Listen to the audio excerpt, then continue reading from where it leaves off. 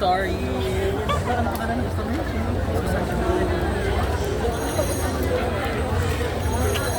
Sige po. Ready na yung box ko.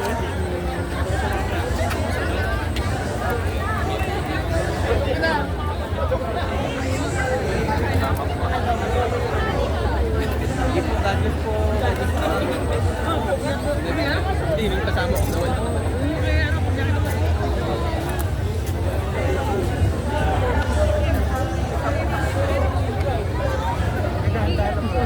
Para pala kami siya.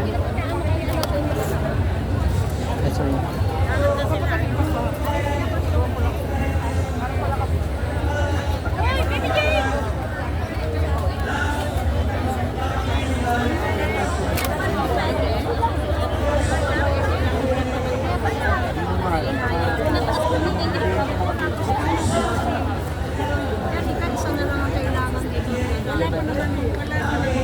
Alauna nung dumating ako. 12 ba? Mga 1 kilo. Kanina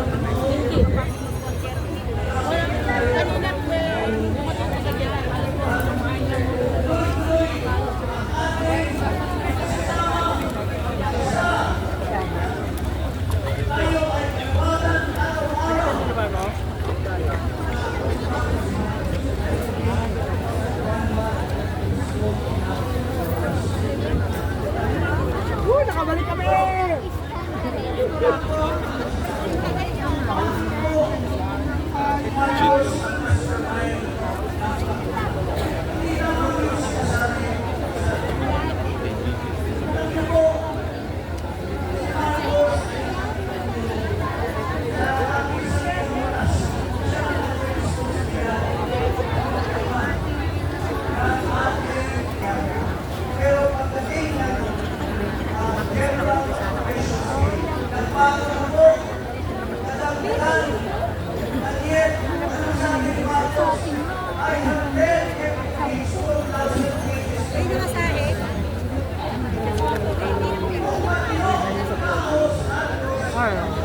Kasi kung tayo.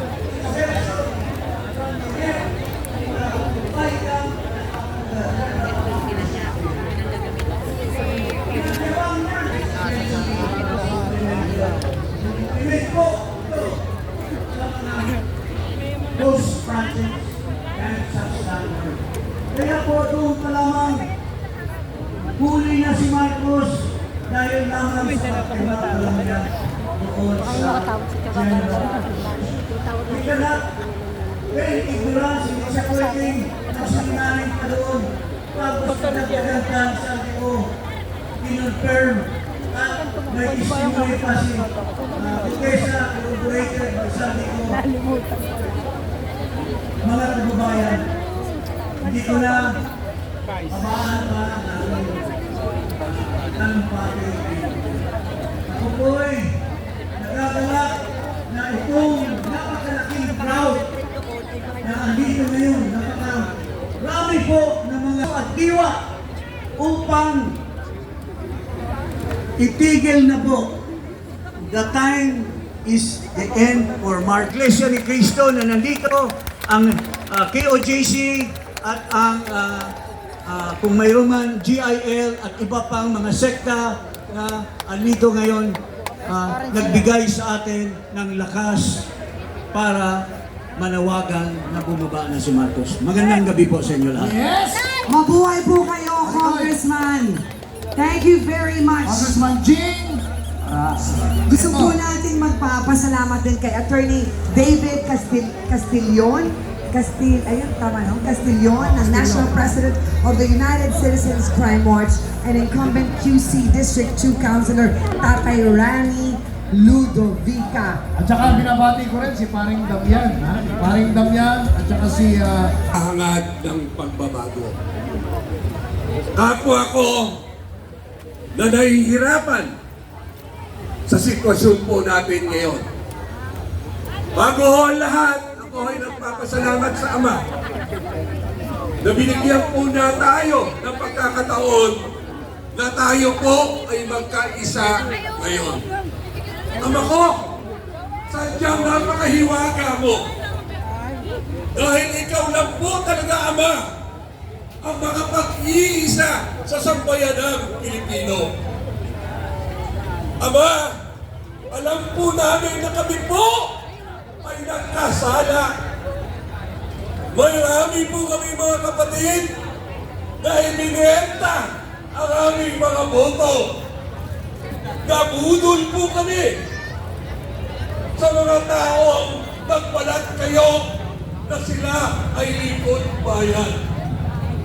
Pero Ama, alam po namin na hinahayaan nyo na mangyari ang isang kadiliman upang kami ay magising sa katotohanan.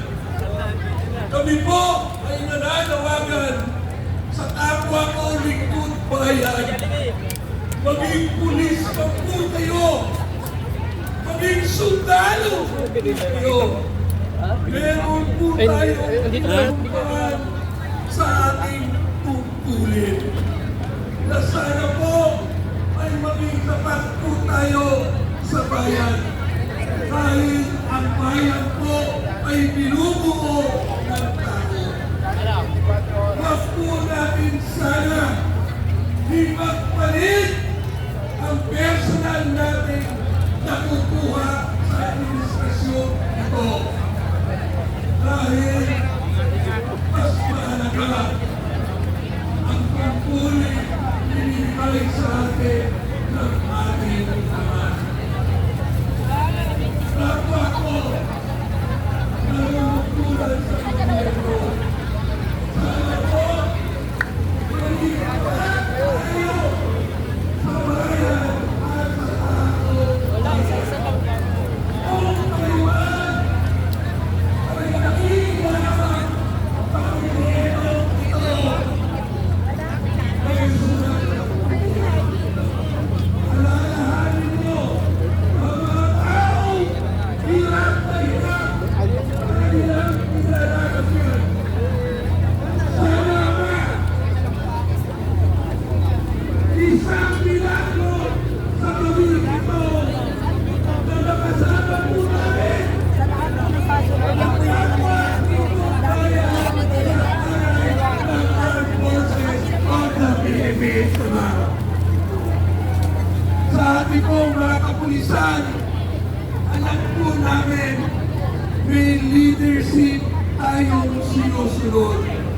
Pero gusto ko po ipaalala sa inyong lahat na mas mahalaga ang paglilingkod sa taong bayan. Ayaw mo naman. Tatapusin ko po ang gabi ito dahil limitado